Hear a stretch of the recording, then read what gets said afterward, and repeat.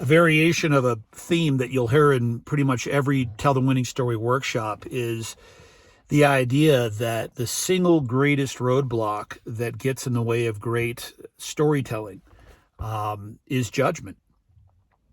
And when you can free yourself of judgment, you're able to tell the most powerful victor story there is, and subsequently the most powerful villain's victor story there is. And it's easier said than done. And so we got to start with this place where, look, if I'm able to look at all these things that I want to judge within myself as good or bad or right or wrong and all the shoulds, and if I'm able to get myself one step past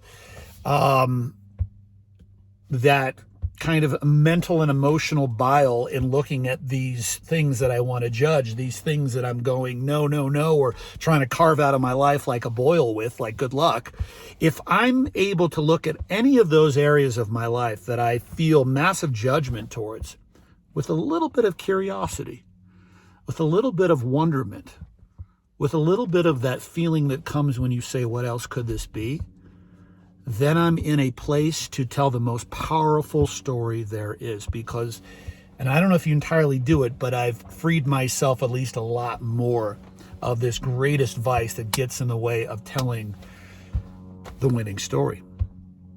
So here's an exercise that you'll like. In a riff session in a workshop a while ago, I did this as an exercise, and since then it's actually become a ritual for myself. If you've ever been radically stoned, or if you've ever known anybody who has been radically stoned, right? I'm talking about the high school, like, whoa, that like radically stoned, not just a little, You know that you get to that place where you get to what I call the dude moment, where the smallest little thing, a butterfly landing on a twig, if you're absolutely radically stoned, or if you've seen somebody who are radically stoned, you know that you get to that point where you're like, dude, oh my God, oh dude, like look at the wing and the gossamer and dude, the light and how, dude, right? So here's the exercise. Go to something in your life that you have the least, a little bit of awe towards. Awe. Not just it, but something that is, whoa, it's like, wow. For me, it was the way my son loves to draw, like his desire to express himself. And so if I add the dude moment, it's like, dude, oh my God, when he holds a crayon, oh, right? So do that with something that excites you, something that creates that feeling of, oh my gosh, that awe feeling, right?